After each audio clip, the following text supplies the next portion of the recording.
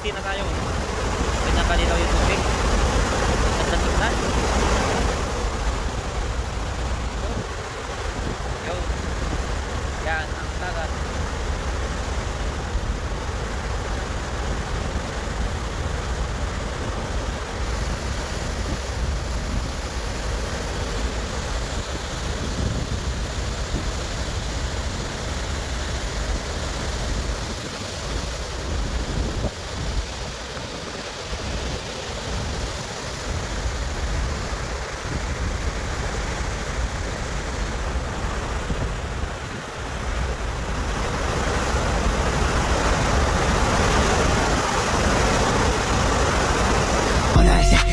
I'm gonna work till I shoot. What?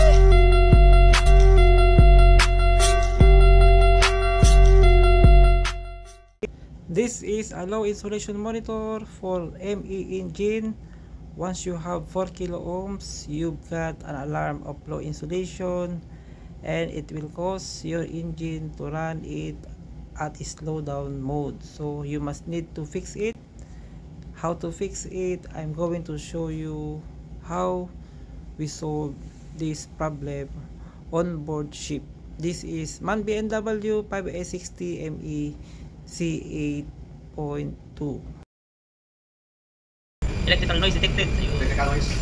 Kumain ka naman ako. So, ito yung ating MOP. Ayun. Electrical noise detected. Ayan. Alarm din. Punta kayo sa info. Dito. Sa info. Yan yung makikita mo ano ito. Yun. Info. Yan na. Dami oh. Ito pala doon. Yung effect niya. Okay. Cause. Yan oh. Cause. Anong cause nga? One more ECS component has intermittent oscillating electric leakage shift ground. All ECS system must be subject to electrical noise from external source. Salsbag. Note unless IRA module use. Effective agent yan yung mga cause niya. Salsbag, close position place, salsbag, close effect, illegal, LTD position, seat pack signal video. Tapos doon sa baba, dito. Yan. Okay, engine reduce to slow down level. Dapat patayin yung to locate. Yan. Check, counter, observing, maintenance, troubleshooting, and insulation. Makikita nyo rito sa maintenance, ito yung maintenance yan. Punta kayo sa insulation. 612. Yan. Oh. Is ito natin. 612 times. Ayan, makikita nyo. 612 times. Kasi dito. So once you encountered electrical noise, you must need to check the MOPA and MOPB. So from there, you will know how to do a troubleshooting on it by clicking the info on the bottom part of your MOP.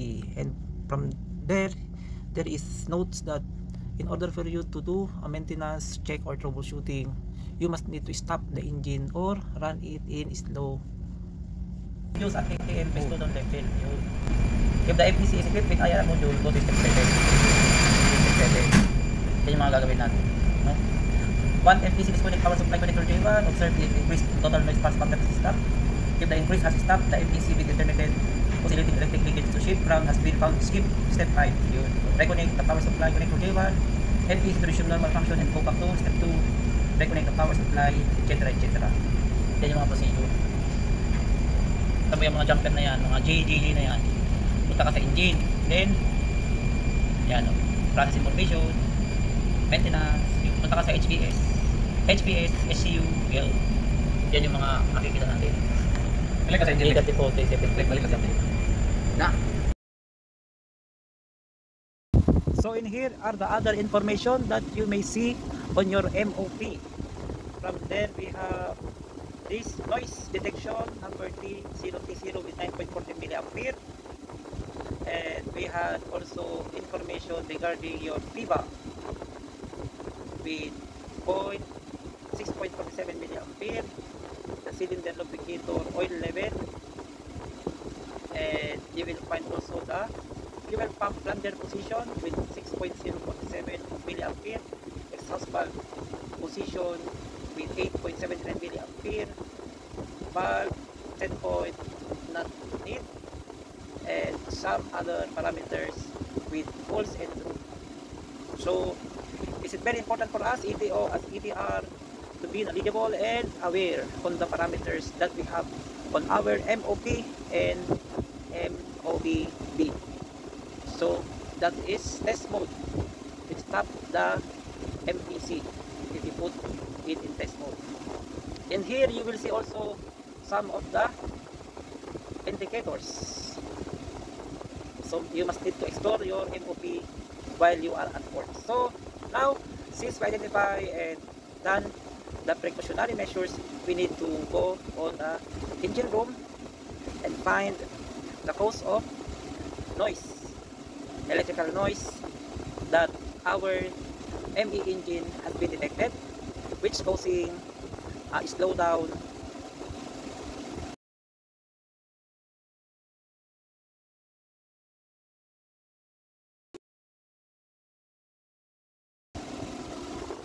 and from here those are the fuel plunger position. We have here the accumulator. On top is the exhaust valve plunger position. See, as I go around, what I seen here is I have some solenoid valve contacts with a full of oil. This is a fuel injection plunger position. This is the FIVA valve. And also I check one by one each terminal inside of my CCU, from CCU 1, CCU 2, 3, 4, 5. And what I found on CCU 4 and 5, I've got some loose connection, so I just pressing it and pushing the terminal lug insert with screws, and one by one I just check those levels from which those group of wire are coming out. In finding a noise on your 24 volts DC system is just a little bit tricky, so you must need a patience and proper time to do it properly.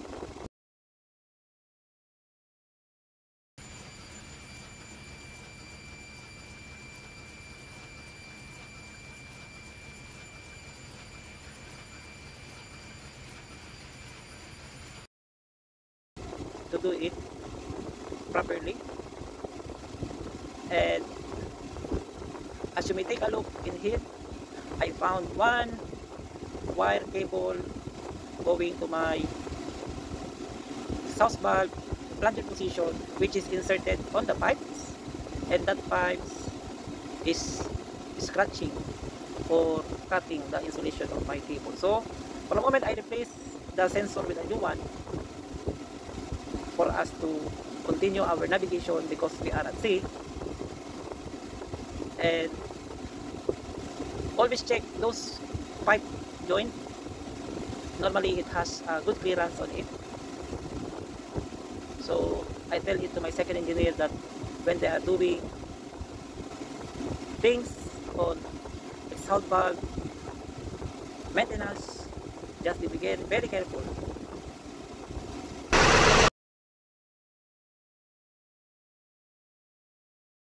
Pag-testing, paano malaman kung grounded? Ayan, set nyo lang siya ng 200 mega ohms, no? Then, one by one, touch mo yung 1, 2, 3, 4. Ayan. Number 1, okay.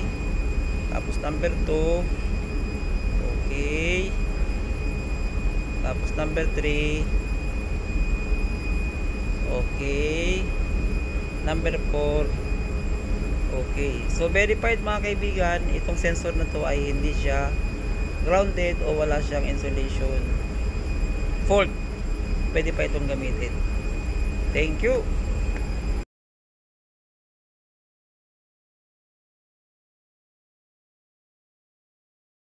Guys, yung tinatawag nating sensor ng main engine fuel plunger exhaust valve position. Ito ay 4 to 20 mA, no? At ito ay testingin natin. Para matesting, meron tayong 4 na wire. 1 positive, 2 negative, 24 volts DC. Tapos iset nyo to milliampere value sa 200 milliampere. Ilagay itong plug doon sa number 4, no? Ilagay nyo yung red doon sa number 3. Ayun. So ayan na, susukatan natin. Lalapit ni second. Nilapit natin, magiging 6.9. Sagad-sagad. Yun, 6.5. Tapos yung nilayo, magiging 21.2 to 21.3 milliampere. Ibig sabihin, okay pa to inductive proximity sensor transducer natin. Ito lamang po. Sana ay may natutunan kayo sa vlog na ito. Yan sa second. At nandito kami ngayon sa workshop. Ayan mga kaibigan, ang pagtitesting ng inductive proximity sensor para malaman natin ito ba ay gumagana pa o hindi na. Thank you for watching. Ng electrical noise, no? Dahil itong tubo na to matalas, kinain niya yung wire. Ayan, kita nyo mga kaibigan. Yan. Yan, no? Sinugat niya mga kaibigan. Yan. Ito ang dahilan. Ayan guys, dalawa, oh. Nakantuan lahat nung tubo na to. Itong walang yan tubo na to. Nakalikit na lang kayo. Oh, yan. Yun pala. Yun. Dahil ito matalas.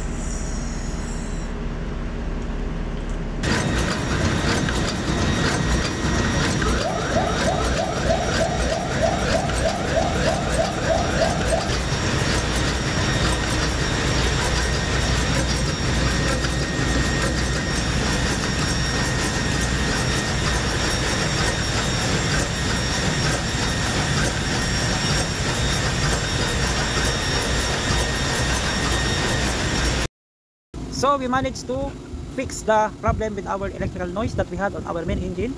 And you may take a note that once you have insulation value of 2 mega ohms, electrical noise alarm is gone. And electrical noise alarm is activated when you have 20 kilo ohms down to 4 kilo ohms. Guys, ayan, no? Hindi na tayo nagkaroon ng electrical noise dito. Yung pulse counter natin tumigil na. 4284, 7909, 7402, force speed 6897, 8721. Yan yung noise pulse counter sa CCU1, 2, 3, 4, and 5. Makikita nyo yan kapag nandito kayo sa troubleshooting. So ang naging problema namin, kaya nagkaroon kami ng electrical noise dahil yung mga plug connectors na nasa baba ng main engine, malapit doon sa accumulator, doon sa piva valve, sa kanyang fuel plunger, at saka yung sensor sa 5 and 4 na inductive proximity sensor or transducer ay nagkaroon ng ground. So okay na guys, hindi na tayo nagkaroon ng slowdown. Kung mapapansin nyo pala, no, dito insulation and kilo ohm value naka-disable, pero makikita nyo to doon sa mismong UPS kung ilang kilo ohms. Normally 28 kilo ohms or more wala tayong electrical noise, pero less than 28 kilo ohms magkakaroon ng electrical noise.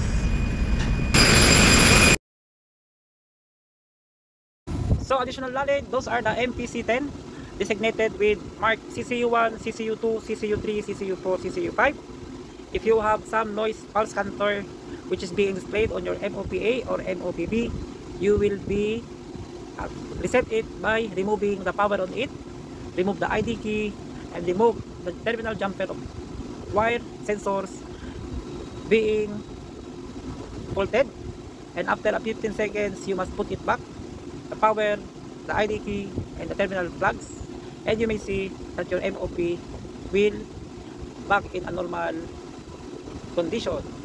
Take a look that always check all the terminals to be connected and tightened properly. So now our MOP A and B are in normal condition.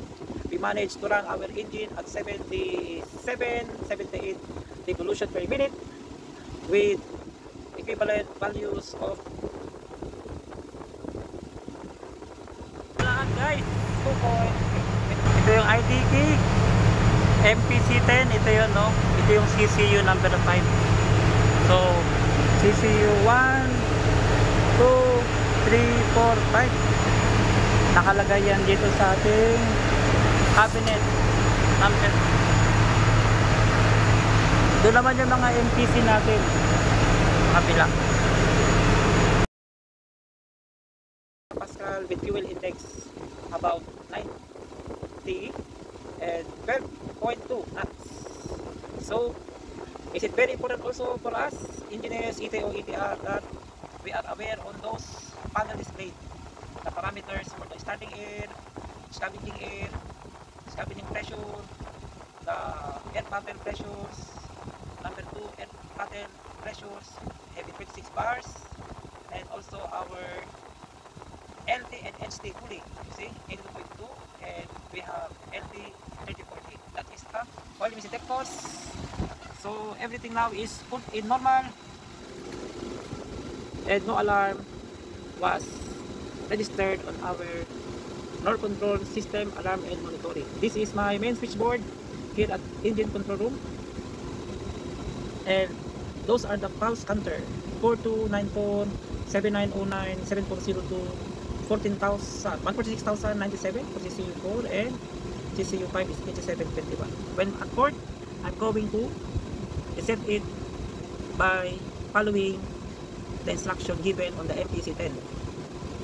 Take note, every time you have a problem, just go on the maintenance, proceed with troubleshooting, and set the MPC10 in test mode before touching any sensor. Then, after correcting the problem, you must put the MPC10 in a normal mode.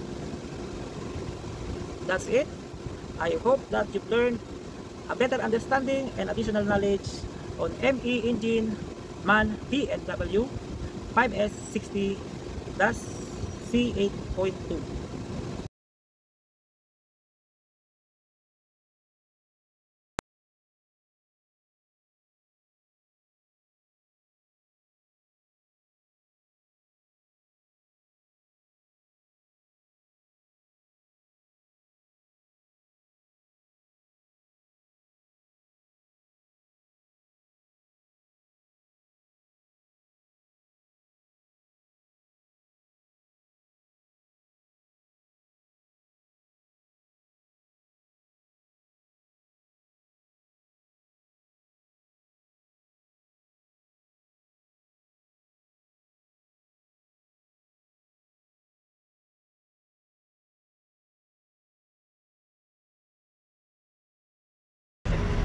Okay na mga kaibigan, zero na lahat.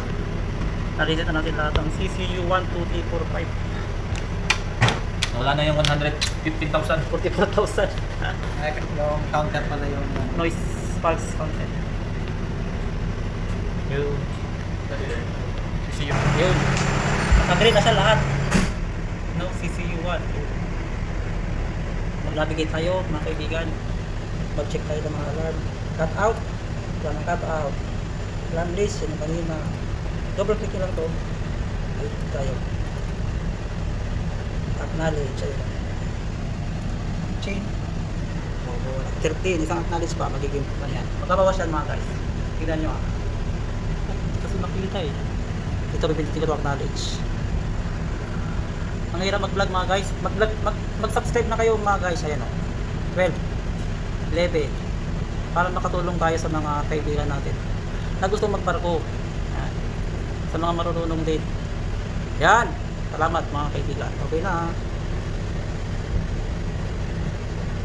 Pag nag-check ako, pumunta ako sa maintenance tapos troubleshooting. Yan. HPS. CU. CU meron tayo 1, 2, 3, 4, 5. HPS. Tatlo. 1, 2, 3. Okay. Thank you. Napakasipag na port engineer. Pauwi na, nagpipintura pa rin. Maintenance. Yun. Ayan ang gayahin nyo. Ano masasabi mo? Well, kapit rin. Kapit rin sa mga pauwi. Ayan. Chinese yan, Chinese. Honest wa. Oh. Chow, chow. Sing, chow, chow, chow. How to read this? First learn this. You see it like that? Yeah, how to say. How to say? First learn this. Study this is how to say. Then this is the Chinese right, only right.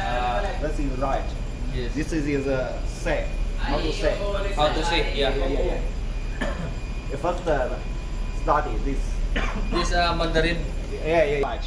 Nagpapaturo kami ng Chinese language How to dito say. sa Chinese chief engineer. ABCDE. You have ABCDE? Guys,